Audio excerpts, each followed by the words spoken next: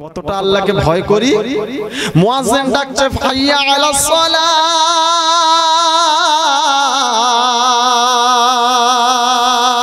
তো ইয়াং ছেলেরা বলছে চাচা মুরব্বি তোরা এখন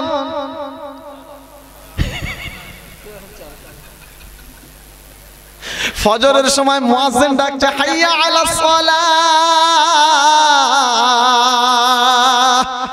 তো চাচারা বলছে বাবা এখন বড় ঠান্ডার বেলা। ইমাম মুয়াজ্জিন দুজন মিলে মাইনে করে রেখেছি রে শালা, আর করিস না ঝালা পালা, দুজন মিলে চালা। মুসলমান বলছে আল্লাহকে ভয় করি, একটু ঠান্ডা যদি পড়ে যায় মসজিদে ইমাম মুয়াজ্জিন ছাড়া ফজরে আর মুসল্লি খুঁজে পাওয়া যায়? হ্যাঁ,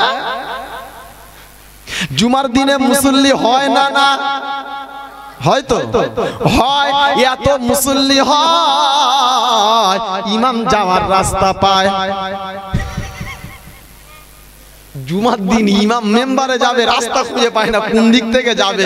আর এমনি সময় ইমাম সাহেব পিছনে দেখছে খালি আছে নাকি জামাতটা শুরু করব, তিনজন না হলে তো জামাত করা যাবে না, দুজন তো আছে আমি আর মুয়াজ্জিন, আরেকজন হবে না, আরেকজন হবে না, ও খালি বেচারা ঘুরে ঘুরে দেখছে আরেকজন হবে না। সুবহানাল্লাহ। মুসলমান বলছে আল্লাহকে ভয় করি, খোদা বলছে এখন ঢুকে দেখ ধুনে দেবো। আল্লাহ পাক শোনাচ্ছে ইত্তাকুল্লাহ, সব সময় আমাকে ভয় করবি, অন্য কাউকে ভয় করবি না। আর হাক্কা তুকাতিহি ওয়ালা তামুতুন্না ইল্লা ওয়া আনতুম মুসলিমুন।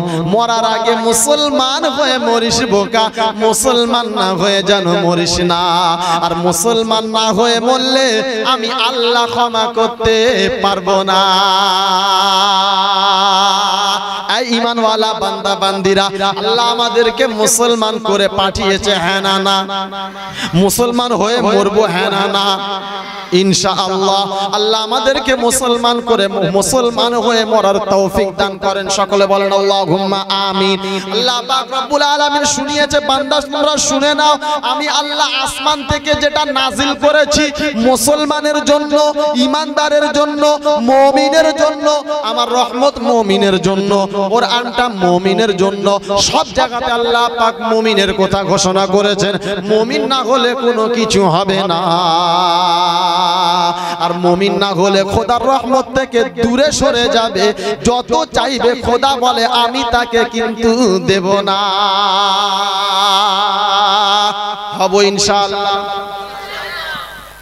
মুমিন হব ইনশাআল্লাহ, ইনশাআল্লাহ মুসলমান হব ইনশাআল্লাহ, ইনশাআল্লাহ আল্লাহকে ভয় করব ইনশাআল্লাহ, ইনশাআল্লাহ। তাহলে কতটা ভয় করতে হবে? কোরআন বলছে 24টা ঘন্টা আমি আল্লাহ আমার কথাকে স্মরণ করবে, আমার কথাটাকে ভাববে। যেটা করবে একবার প্রথমে আমি আল্লাহ আমাকে নিয়ে ভেবে নেবে, তারপর যে কাজটা করবে সে কাজটা সহি হবে। মুসলমান হতে হবে। মুসলমান হয়ে মরলে লাভ কি হবে? আমি যখন মুসলমান হয়ে মারা যাব, তারপরে আমার কবরে গেলে মার রব্বুকা মা দিনুকা ওয়া মান নাবিয়ুকা হবে। আর যদি মুসলমান না হয়ে মারা যায় তো কি হবে? কি হবে? কবরে শুলেই ধোলাই শুরু হবে। বুঝতে পারেন নাই? আপনাকে বোঝানোর জন্য আমি হাতে কলমে একটা এক্সাম্পল দেখাচ্ছি। মনে করেন আপনি ঘরের দরজা, আপনি ঘরের মালিক বা আপনি ঘরের একজন কর্তা, আপনি কোনো আত্মীয়র বাড়ি, এখন মনে করেন কেউ একজন মারা গেছে, আপনি পুরো ঘরের সবাই মিলে চলে গেছেন মৃত্যু বাড়ি। মৃত্যু বাড়িতে গেছেন, গিয়ে আপনি যখন বাড়িতে এসছেন, তো বাড়িতে আসার পরে দেখছেন যে কেউ একজন আত্মীয় আপনার ঘরে এসে বসে আছে। কে? তো আপনি এসে তাকে জিজ্ঞাসা করবেন, বাবু তুমি কে? জিজ্ঞাসা করবে কি করবেন? করবেন। কখন এসেছো? কোথা থেকে এসেছো? বলবেন কি বলবেন না? জিজ্ঞাসা করবেন। কিন্তু ঘরে ঢুকেই দেখছেন যে একটা কুকুর শুয়ে আছে, জিজ্ঞাসা করবেন এই তুই কে? কেন ঢুকেছিস? কেন এসেছিস? জিজ্ঞাসা করবেন? কি করবেন? হুড়কোটা আগে ছাড়াবেন, অমনি ধোনা শুরু করবেন। হ্যাঁ না না? জোরে বলে। তো মুসলমান হয়ে কবরে গেলে তখন ফেরেশতা এসে জিজ্ঞাসা করবে মার রব্বুক, রবকে বলো। ও জিজ্ঞাসা বলার সঙ্গে সঙ্গে বলছে রব্বি আল্লাহ। ওয়ামা দিনুক, তোমার দিনটা কি ছিল বলো? বলে আমার দিন হলো ইসলাম। ওয়ামান হাযার রাজুলুল্লাযী বুইসা ফীকুম, এই ছবিটা কার একবার বলো? বলে ইনি হলেন আখিরি জামানার পয়গম্বর নবী মুহাম্মদুর রাসূলুল্লাহ সাল্লাল্লাহু আলাইহি ওয়াসাল্লাম। সঙ্গে সঙ্গে গায়বী আওয়াজ,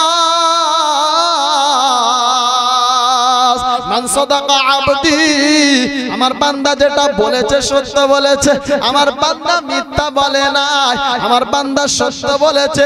আবার গায়বী আওয়াজ এলো, ওয়ালবিসু মিনাল জান্নাহ ওয়াফরিশু মিনাল জান্নাহ ওয়াফতাহু লাহু বাবান ইলাল জান্নাহ। ওকে একটা জান্নাতের পোশাক পরিধান করিয়ে দাও, জান্নাতের বিছানা ওর কবরে বিছিয়ে দাও, আর জান্নাতের সঙ্গে কবরের একটা দরজা করে দাও, জানালা করে দাও, যেন কবরে শুয়ে শুয়ে জান্নাতের নিয়ামতগুলো দেখতে পায়। জোরে বলেন সুবহানাল্লাহ। আর কি করবে? যদি মুসলমান না হয়ে মারা যায় তো আমাকে কবরে আত্মীয় স্বজনরা দিয়ে এসেছে, ফেরেশতারা একেবারে হাতে মুকুল নিয়ে হাজির হয়ে গেছে, জিজ্ঞাসা করছে মার রব্বুক, বলে হায় হাতা হায় হাতা লা আদরি, আমি জানি না, আমি জানি না, আমি জানি না। ওমা দিনুক, দিনটা কি ছিল বলো? বলে হায় হাতা লা আদরি, আমি জানি না, আমি জানি না, আমি জানি না। ওয়ামান হাযার রাজুলুল্লাযী বুইসা ফীকুম, এই ছবিটা কার একবার দেখে বলো? বলে হায় হাতা হায় হাতা লা আদরি, আমি জানি না, আমি জানি না, আমি জানি না। সঙ্গে সঙ্গে গায়বী আওয়াজ, আমার বান্দা মিথ্যা কথা বলেছে, মিথ্যা কথা বলেছে। ওয়ালবিসু মিনান নার ওয়াফরিশু মিনান নার ওয়াফতাহু লাহু বাবান ইলান নার, জাহান্নামের একটা পোশাক পরিধান করিয়ে দাও, জাহান্নামের একটা বিছানা বিছিয়ে দাও, কবরের সঙ্গে জাহান্নামের একটা সম্পর্ক করে দাও, যেন কবরে শুয়ে শুয়ে জাহান্নামের আগুনটা কবরে তাপ পায়। এরপরে আবার গায়বী আওয়াজ, নামকানাও আরশ, নবদুলহানের মতন ঘুমিয়ে যাও। তো ঈমানদার মুসলমান যারা হবে তারা তো আরামের সঙ্গে ঘুমিয়ে যাবে, কিন্তু বেঈমান মুনাফিক যারা হবে তাদেরকে আল্লাহ পাক বলবে নামকানামাতুল আরশ, নবদুলহানের মতো ঘুমিয়ে যাও। পরে আগুন, নিচে আগুন, সাইডে আগুন, গায়ে আগুন, জাহান্নামের আগুন আসছে, এটা আরামের ঘুম হয়? আল্লাহ পাক বলে আরামের ঘুম ঘুমিয়ে যা। আমার আল্লাহওয়ালা বন্ধুরা, শর্ত কি? মুমিন হতে হবে, মুসলমান হতে হবে, ইমানদার হতে হবে। তিনি আমাদেরকে সবকটা দিয়ে পাঠিয়েছেন, আমাকে মুসলমান করে দুনিয়াতে পাঠিয়েছেন, ইমানের মতন সম্পদ দিয়েছেন, মুমিনের ঘরে আমাকে জন্ম দিয়েছেন। সেই যে কটা দরকার সব কটা তিনি আমাকে দিয়ে পাঠিয়েছেন। আর পৃথিবীতে যে বাচ্চা ভূমিষ্ঠ হয়, প্রতিটা বাচ্চা যে জাতের ঘরে হোক, যে ধর্মের ঘরে হোক, প্রতিটা বাচ্চা মুসলমান হয়ে আসে, অন্য কোনো কিছু হয়ে আসে না। এরপরে বালেগ হওয়ার পরে তার পিতামাতা যে ধর্মের, সে আস্তে আস্তে সেই ধর্মের হয়ে যায়। এটা কে বলেছেন? এটা রাসূল সাল্লাল্লাহু আলাইহি ওয়াসাল্লাম শুনিয়ে দিয়েছেন যে প্রতিটা বাচ্চা দুনিয়াতে আসে মুসলমান হয়ে আসে। কুল্লু মাউলুদিন ইউলাদু আলাল ফিতরাতিল ইসলাম, প্রতিটা বাচ্চা দুনিয়াতে ইসলামের হয়ে মুসলমান হয়ে দুনিয়াতে আসে।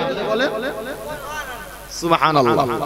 পিছনের লোকগুলো বলছে না, বলা যাবে না, ও সামনে থেকে ওরা ছেড়ে দিক, আমরা পিছনে চুপচাপ থাকি। আমার সোনার বন্ধুরা, তো প্রতিটা বান্দাকে আল্লাহ পাক মুসলমান করে পাঠায়। শর্ত একটা, মুসলমান হয়ে মৃত্যুবরণ করতে হবে। এই মাঝখানে যে সময়টা আমাকে আর আপনাকে দিয়েছে, 40, 50, 60, 70, 80, 90, 100, যাকে যেমন সময় দিয়েছে, এই যে সময়টা আমাকে আর আপনাকে দিয়েছে, এই সময়টাকে সঠিকভাবে চালানোর জন্য আমাকে দুটো নিয়ামত দিয়েছে। এই সময়টাকে আমি যাতে পরিষ্কারভাবে বুঝে নিতে পারি, তার উপরে চলতে পারি, সঠিক রাস্তা জানতে পারি, জান্নাতের পথটা নিতে পারি, জাহান্নামের রাস্তাটা বাদ দিতে পারি, এজন্য তিনি আমাকে দিয়েছেন একটা কালামুল্লাহ, একটা কিতাব। আর ওই কিতাবটাকে আমরা বুঝতে পারবো না বিধায় আল্লাহ পাক রব্বুল আলামিন তিনি তার নবী মুহাম্মদুর রাসূলুল্লাহ সাল্লাল্লাহু আলাইহি ওয়াসাল্লামকে পাঠিয়ে দিয়ে শুনিয়ে দিয়েছে, হাবিব যাও তুমি তোমার উম্মতদেরকে এই কোরআনটাকে বুঝিয়ে দাও। জোরে বলেন সুবহানাল্লাহ। নবী দুনিয়াতে এসেছে, আসার পরে আল্লাহ নবী 40টা বছর কেটে গেছে, কোনো সমস্যা ছিল না। যখনই খোদার হুকুম নাজিল হয়ে গেছে, কোরআন নাজিল হয়ে গেছে। আচ্ছা, সবথেকে প্রথম আপনাদেরকে একটা প্রশ্ন করি, এই কোরআন কোরআন করে শুরু থেকে আমি সন্ধ্যা থেকে এসে শুনছি, 3টে বক্তা, আমার আগে 2টো বক্তা ছিলেন, তো 2টো বক্তা একটাই কথা, খালি কোরআনের কথা আলোচনা করেছে। এই কোরআন, যেটা কোরআন, এই কোরআনটা ছিল কোথায়? জোরে বলে। লাউহে মাহফুজে, লাউহে মাহফুজ। কোরআনটা এলো কবে? বলে কোরআনটা লাউহে মাহফুজে ছিল, ওখান থেকে প্রথম আসমানে এক চান্সে নাজিল হলো, প্রথম আসমানে আল্লাহ পাক পাঠালেন। আজকে আপনাদেরকে একটা নতুন ঘটনা শোনাবো। এই কোরআনটা প্রথম আসমানে আল্লাহ পাক পাঠালেন, ওখান থেকে আল্লাহ পাক কোরআনটা দুনিয়াতে পাঠালেন, কিন্তু কবে? আমার আগে প্রথম হুজুর বলছিলেন, আমি গাড়িতে আস্তে আস্তে লাইভ দেখছিলাম, যে তিনি শোনাচ্ছিলেন যে কোরআন প্রথম নাজিল হয়েছিল যে জায়গাতে, সে জায়গাটার নাম হলো কি? এই দেখেন, ভুলে গেছেন। এখনো 3 ঘন্টা হয় নাই, যদি এখন ভুলে যান তো আগামীকাল কি হবে? হেরা গুহাতে নাজিল হয়েছিল কোরআন। যেদিনকে সম্পূর্ণ নাজিল হয়ে গিয়েছিল, সেদিনটা কোন দিন ছিল? জোরে বলে মাদ্রাসা জলসা। তাই আপনাদেরকে জাস্ট একটু টাচ দিয়ে যাচ্ছি, কোরআনটা যেদিনকে সম্পূর্ণ নাজিল হয়ে গিয়েছিল শেষ, সেই দিনটা কোন দিন ছিল? মাস কোনটা ছিল? রমজান। দিন লাইলাতুল কদর। সবে মেরে লাইলাতুল কদর, এটা কোরআন বলছে, আমি বলি নাই। কোরআন শুনিয়েছে, ইন্না আনজালনাহু ফি লাইলাতিল কদর। আমি আল্লাহ আসমান থেকে কোরআনটাকে লাইলাতুল কদরে নাজিল করে দিলাম। লাইলাতুল কদরের রাতের দামটা বেড়ে গেল, হ্যাঁ না? লাইলাতুল কদরের রাতের দামটা বেড়ে গেল। কোরআন যেখানে নাজিল করা হলো, জায়গার দামটা বেড়ে গেল। কোরআন যার কাছে নাজিল করা হলো, লোকটার দাম বেড়ে গেল। কোরআন যেখানে দিয়ে দেওয়া হলো, প্রতিটা জায়গার দাম বেড়ে গেল। আসমানকে জিজ্ঞাসা করেছিল, আসমান কোরআনটাকে তোর কাছে রেখে দিতে চাই, মত কি বল? বলে, খোদা রব্বানা, আর এত দামি কিতাব আমি আসমান রাখতে পারবো না। জমিন কি বলছিস বল না? তো বলছে, খোদা আসমান যেটা নিতে পারলো না, আমার দ্বারাতে সম্ভব না। তো বলছে, পাহাড় তোমার কি মত বলো?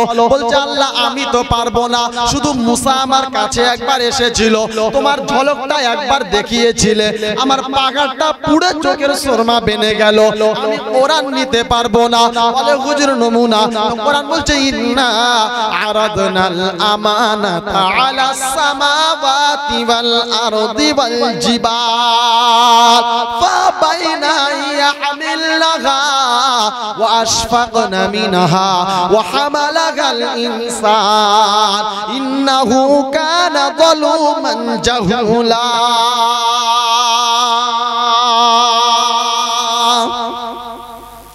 নিশ্চয়ই কোরআনটাকে আমি আসমানে নাজিল করতে চেয়েছিলাম, আসমান বলেছিল পারবো না। জমিনকে বললাম, জমিন বলো, বললো খোদা পারবো না। পাহাড়কে দিলাম, বললো পারবো না। আমি আল্লাহ পাক রব্বুল আলামিন শুনিয়ে দিলাম, ফাবাইনা ইয়াহমিলনাহা ওয়া আশফাকনা মিনহা ওয়া হামালাহাল ইনসান। আমি আল্লাহ বড় ভালোবেসে কোরআনটাকে আমার বান্দার উপরে নাজিল করে দিলাম। কোরআন নাজিল করার কারণে বান্দার দামটা বেড়েছে না বাড়ে না? বেড়েছে না বাড়ে নাই? বেড়েছে। বলে হুজুর একটা নমুনা না দেখালে ঠিক বুঝতে পারলাম না। আপনাদের মাদ্রাসায় ছেলে অনেক কটা পড়ে, হাফেজি পড়ছে না? পড়ছে না? পড়ছে। ওই ছেলেটা যখন হাফেজ হয়ে বার হবে ওর দামটা বাড়বে না বাড়বে না? নাম হচ্ছে আব্দুর রহমান, হাফেজ যেদিন হয়ে যাবে মানুষ বলবে হাফেজ সাহেব। হ্যাঁ না না? কি দরকার ছিল হাফেজ সাহেব বলা? তাকে সবাই বলবে হাফেজ সাহেব। কেউ যদি কোনো অনুষ্ঠান করে, হাফেজ সাহেব তোমার আমার বাড়িতে দাওয়াত আছে, খেতে যাবে, বলবে কি বলবে না? বড় একটা ভাই তার ডাক্তার আছে, এমবিবিএস ডাক্তার, তাকে দাওয়াত করে না।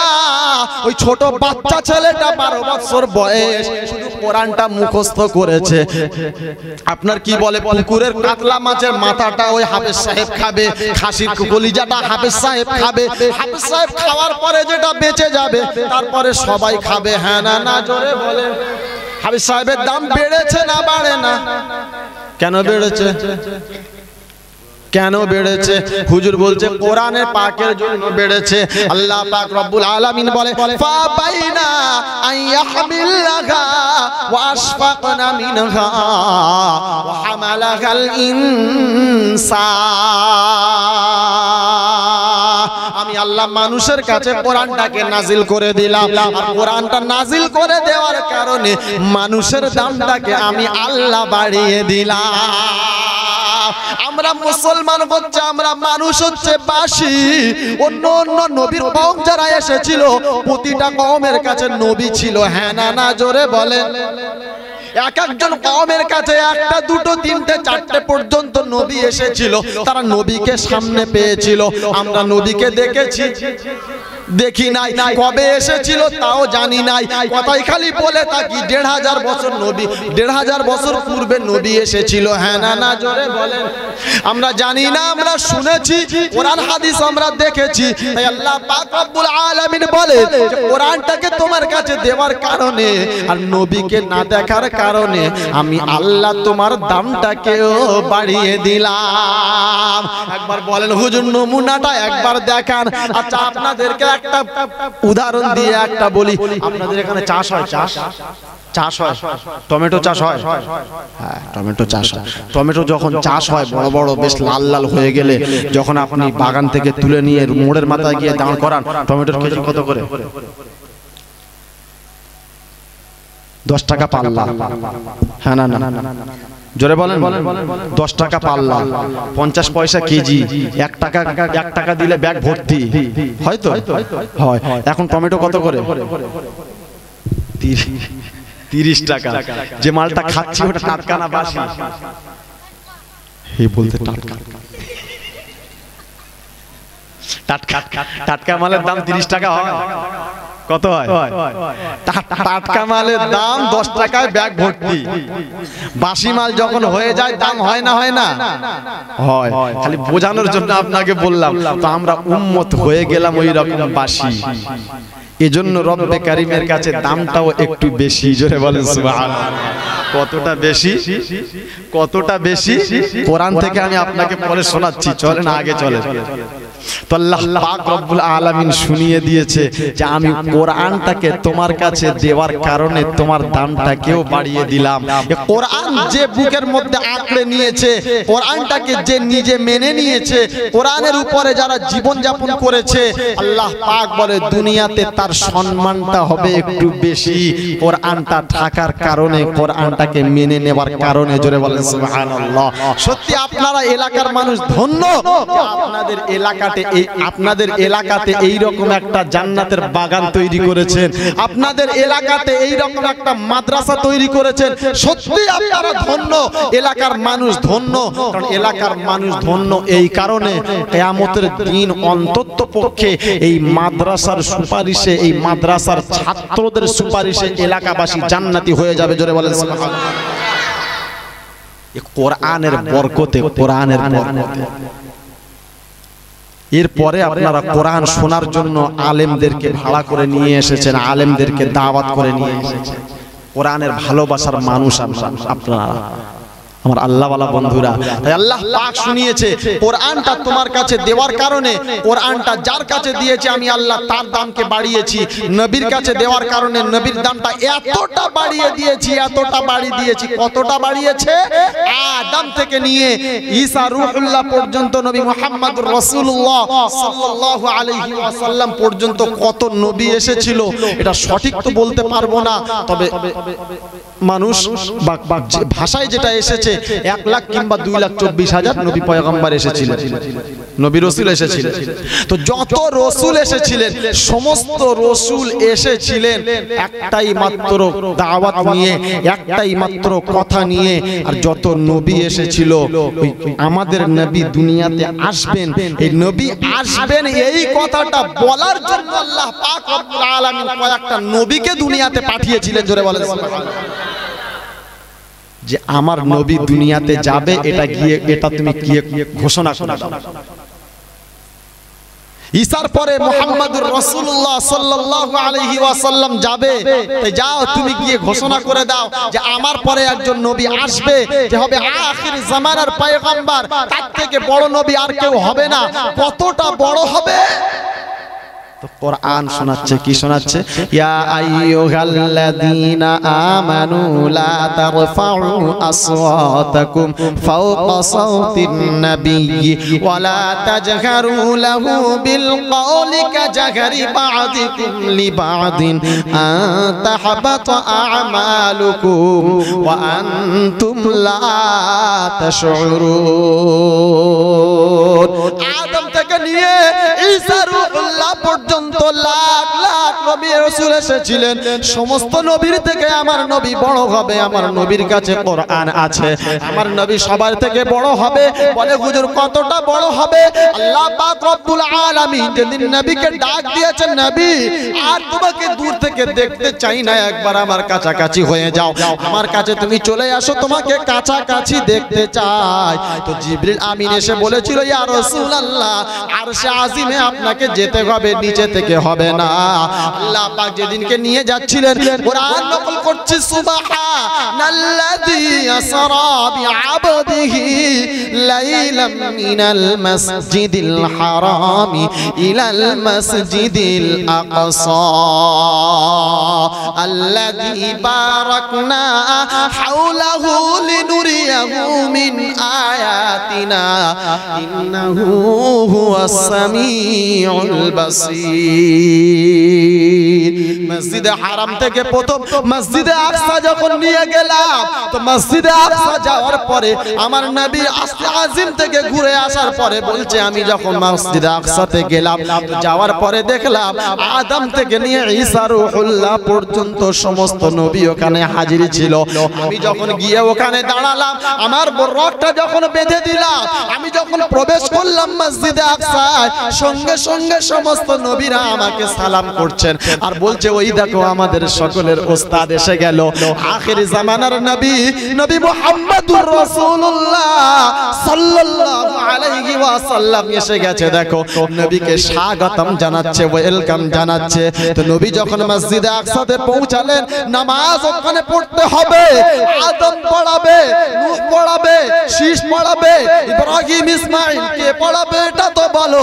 আল্লাহ পাক আয়াত ঘোষণা করে শুনিয়ে দিলেন, জিবরিল যাও গিয়ে বলে দাও, ইয়া আইয়ুহাল্লাযীনা আমানু লা তারফাউ আসওয়াতাকুম ফাওকা সাওতিন নাবী ওয়া লা তাজহারু লাহু বিল কওলি কাজহারি বা'দিকুম লিবা'দিন আন তাহবাতা আ'মালুকুম ওয়া আনতুম লা তাশউরুন। আমার নবী যেখানে উপস্থিত থাকবে, আমার দোস্ত যেখানে উপস্থিত থাকবে, আমার হাবিব যেখানে উপস্থিত থাকবে, অন্য নবীরা সেখানে ইমামতি করবে, অন্য নবীরা সেখানে কথা বলবে। আমি আল্লাহ পছন্দ করি না। আর আমার নবীর সামনে কথা বললে কথাটা আস্তে বলতে হবে, আমার নবীর থেকে জোরে যেন হবে না। কি সম্মান দেখেছেন খালি, কি শোনাচ্ছে?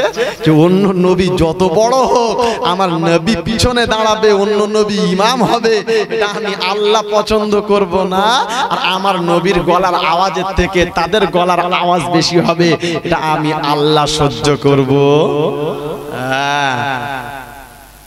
এই আয়াতটা যেদিনকে নাজিল হয়েছিল, তো সাহাবারা এত আস্তে কথা বলতেন, এত আস্তে কথা বলতেন যে বারবার রাসূল জিজ্ঞাসা করতেন, কি বললেন আপনি, কি বললেন আপনি, কি বললেন আর একবার বলুন। বারবার নবী জিজ্ঞাসা করতেন, আপনি কি বললেন আর একবার বলুন। সাহাবারা বলছেন, ইয়া রাসূলুল্লাহ, ইয়া হাবিবাল্লাহ, এতদিন তো ঠিক ছিল, কিন্তু যেদিন থেকে এই আয়াতটা নাজিল হলো আমাদের কথা বলতেও ভয় পায়, না জানি আপনার কথার আওয়াজের থেকে যদি একটু বেশি হয়ে যায় তো আল্লাহ পাক নারাজ হয়ে আমাকে জাহান্নাম দেবে, আমরা জাহান্নাম সহ্য করতে পারবো না। তাই আমরা আপনার সামনে জোরে কথা বলতে চাই না। আরে আদব তো সাহাবারা করেছিল, আদব তো সাহাবারা করেছিল। কেমন আদব? ওদিকে গেলে লম্বা, মানে ওদিকেই চলে যাবে, আমি ওদিকে যেতে চাই না, আমি কোরআনের উপরেই থাকবো, কোরআনের বাইরে ইনশাআল্লাহুল আজিজ যাব না। আমার আল্লাহওয়ালা বন্ধুরা, আল্লাহ পাক শোনাচ্ছে, কোরআনটা দেওয়ার কারণে রাসূলের সম্মান, আমার হাবিবের সম্মান এতটা উপরে তুলে দিলাম যে আমার হাবিবের সামনে কেউ দাঁড়াবে, আমি আল্লাহ এটা পছন্দ করব না। আমার সোনার বন্ধুরা, আজকে সেই কোরআনের মতন কোরআনকে পড়ানোর জন্য, কোরআন তেলাওয়াত করানোর জন্য আমরা এলাকাতে কষ্ট করে এলাকার মানুষ একটা মাদ্রাসা তৈরি করেছি। এই মাদ্রাসাটা কার ঘর? জোরে বলে। রাসূলের ঘর। মাদ্রাসা কার ঘর? সবাই বলুন, মাদ্রাসা কার ঘর? রাসূলের ঘর। এই মাদ্রাসা যখন রাসূলের ঘর যখন আমাদের এলাকাতে আছে, আমাদের এলাকাবাসীদের আর কোনো ভয় আছে? এই ভয় আছে? ভয় থাকতেই পারে না। আমাদের এলাকাতে রাসূলের ঘর আছে, রাসূলের ঘরে আসুন, সবাই ওটাকে সহযোগিতা করুন। তবে একটা কথা, আজকের বড় কথা সামনে এসে গেছে, তাই বলে দিচ্ছি, শুনে নেন। বর্তমান সময় মসজিদ আর মাদ্রাসার দায়িত্ব নিয়ে যারা রেখে দিয়েছে, ঘুষখোর, সুদখোর, জুয়াখোর, তাড়িখোর, এই ঘুষখোর আর সুদখোরদের জন্য বর্তমান সময় মাদ্রাসা আর মসজিদগুলো সব সর্বনাশ হয়ে যাচ্ছে। হ্যাঁ না, না জোরে বলে। আপনাদের এলাকার কথা বলে, অনেক জায়গাতে আছে, কি বুঝলেন? অনেক জায়গাতে মসজিদের যারা দায়িত্বে আছে, শালা হয় সুদখোর, নাই ঘুষখোর, নাই মদখোর, আর নামাজ তো সুবহানাল্লাহ জীবনে কবে গেছে ও নিজেও জানে। আর মাদ্রাসার দায়িত্ব যারা আছে তারা কিছুই বোঝে না। তো মাদ্রাসার দায়িত্ব যারা আছে তারা যদি কিছু না বোঝে, তো মাদ্রাসা কি ঘোড়ার ডিম করে চালাবে? আমার আল্লাহওয়ালা বন্ধুরা, মাদ্রাসা মসজিদ চালানোর জন্য 5টা কোয়ালিটি দরকার একটা মানুষের ভিতরে, শুনে নেন। বলবো ইনশাআল্লাহ, বলবো, রাগ করবেন না তো? আপনাদের এলাকাতে যদি কোনো মসজিদ কমিটি, মাদ্রাসা কমিটি থাকে তো রাগ করবেন হয়তো। আমি আমার নিজের কথা বলিনি, কসম খোদার, কোরআন শুনিয়েছে, আমি কোরআন থেকে আয়াত দিয়ে আপনাদেরকে শুনিয়ে দিচ্ছি। আল্লাহ পাক শোনাচ্ছে, إنما يعمر مساجد الله من آمن بالله واليوم الآخر وأقام الصلاة وآتى الزكاة ولم يخش إلا الله فعسى أولئك أن يكونوا من المهتدين। বিশ্ব মানব, তোমরা শুনে নাও, নিশ্চয়ই যারা আমার ঘরের দায়িত্ব পালন করবে, আমার রাসূলের ঘরের দায়িত্ব যারা পালন করবে, 5টা গুণ তাদের মধ্যে থাকতে হবে। 1 নাম্বার, ইন্নামা ইয়ামুরু মাসাজিদাল্লাহ মান আমানা বিল্লাহ, পরিষ্কার ঈমান আনতে হবে আল্লাহর উপরে, আনবে ইনশাআল্লাহ। যারা দায়িত্বে আছে ঈমান আছে ইনশাআল্লাহ, থাকলে ভালো। 1 নাম্বার দায়িত্ব হলো, 1 নাম্বার কাজ হলো আমানা বিল্লাহ, আল্লাহ পাকের উপরে ঈমান রাখতে হবে, আল্লাহ পাকের উপরে ভরসা রাখতে হবে। অন্য কাউকে ভয় করলে চলবে না, অন্য কারো কথা মানলে চলবে না, অন্য কারো কথা শুনলে চলবে না। আমি ঈমানদারের মতন মসজিদের দায়িত্ব পালন করব। কে কি বললো, কে কি করলো, আমার কিছু এসে যায় না। ইমামকে বলে দিলাম, ইমাম আপনি কোরআনের কথা মেম্বারে দাঁড়িয়ে বলুন, অন্য কারো কথা আমি মানব না। আমানা বিল্লাহ, যখন আল্লাহ পাকের উপরে ঈমান থাকবে না, আল্লাহ পাকের উপরে ভরসা থাকবে না, তখন ইমাম যদি মেম্বারে বয়ান করে, ও তখন বলবে, ইমাম সাহেব ভেবে চিন্তে কথা বলে। ও মাল যদি বেনামাজি হয় তো নামাজের পরে ইমাম যদি নামাজের বিষয় বয়ান করে মানে তো আল্লাহ পাকের উপরে বিশ্বাস নাই, ভরসা নাই। ও নামাজের পরে বলবে ইমাম তুমি আমাকেই দেখতে পেলে আর কি কাউকে দেখতে পেলে না, হ্যাঁ না বলবে কি বলবে না বলবে। তাহলে এক নাম্বার হলো মানে আমানা বিল্লাহ ওয়াল ইয়াউমিল আখির, কিয়ামতের দিনের উপরে বিশ্বাস রাখতে হবে, ও দিনটাকে ভুলে গেলে চলবে না। কোরআন বলছে ওয়াত্তাকু ইয়াওমান তুরজাউনা ফীহি ইলাল্লাহ সুম্মা তুওয়াফা কুল্লু নাফসিন মা কাসাবাত ওয়া হুম লা ইউযলামুন। পারা নাম্বার 3, সূরার নাম সূরা আলে ইমরান, সূরার নাম সূরা বাকারা, আয়াত নাম্বার 271, ডান দিকের পৃষ্ঠার একদম নিচের থেকে তৃতীয় লাইন আল্লাহ পাক রব্বুল আলামিন শুনিয়ে দিয়েছেন। আল্লাহ পাক রব্বুল আলামিন বড় সুন্দর শুনিয়ে দিয়েছেন, ওই দিনটাকে তোমরা ভয় করো যেদিন কিয়ামত হবে, যেদিন আসমান ভেঙে জমিনের উপরে পড়ে যাবে, আর পাহাড়গুলো যেদিন তুলোর মতো উঠতে থাকবে, জমিনটা যেদিন তামাক হয়ে যাবে, মানুষ সেদিনকে আর নিজেকে চিনতে পারবে না, মানুষ সেদিন আর সন্তানকে চিনতে পারবে না। মা সেদিন কলিজার টুকরা সন্তানকে ছুঁড়ে ফেলে দেবে, মা সেদিন গর্ভধারিণী মা তাদের সন্তানগুলোকে ছিটকে বার করে দেবে, সন্তানকে মা চিনতে পারবে না। ওই দিনটার দিকে তাকিয়ে তোমরা ভয় করো। ওয়াত্তাকু ইয়াওমান তুরজাউনা ফীহি ইলাল্লাহ,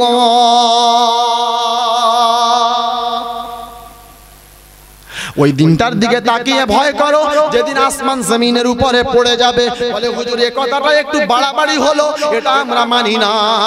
আর আসমান ভেঙে যাবে এই কথাটা কে বলেছে, না বললে আর ছাড়ছি না। কোরআন বলছে আমাকে এসে একবার আমার কাছে একবার আয়, আমি আল্লাহর কোরআন তোকে শুনিয়ে দিচ্ছি। ইয়াউমানাতু বিস-সামা আকাতাইস সিজিল্লিল কুতুব কামা বাদানা আউয়ালা খালকিন নুঈদু وعدن علينا إنا كنا فاعلين।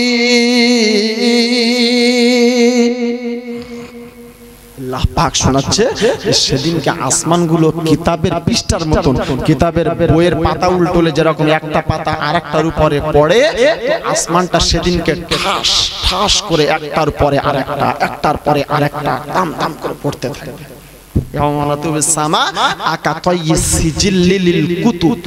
কিতাবের পৃষ্ঠার মতন একটার উপরে আরেকটা। ওয়াত্তাকু ইয়াওমান তুরজাউনা ফীহি ইলাল্লাহ, ওই দিনের দিকে তাকিয়ে তোমরা ভয় করো, ও দিনটা যেন ভুলে যেও না, ও দিনটাকে যেন অস্বীকার করো না। আর ও দিনটাকে যারা অস্বীকার করে ওরা বেঈমান হয়ে মরবে, ওরা ঈমানদার হবে না। আমরা বিশ্বাস করি ইনশাআল্লাহ, কিয়ামত বিশ্বাস করি ইনশাআল্লাহ। তাহলে কিয়ামত বিশ্বাস করে তারা আর প্রতি সপ্তাহে সেলুনে গিয়ে দাড়ি কাটে,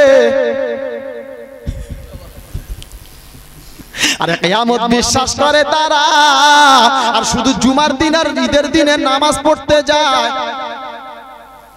যারা কিয়ামত বিশ্বাস করে তারা আর গরিবের মেয়েকে বিয়ের সময় বলে 15 টাকা না দিলে বিয়ে করব না।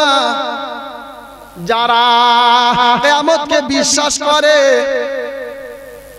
বড় বড় হুজুর আছে এখানে, একটা মশলা আজকে বলে দিয়ে জলসা ময়দানে চলে যাচ্ছি, শুনে নেন। মাদ্রাসার জলসা তো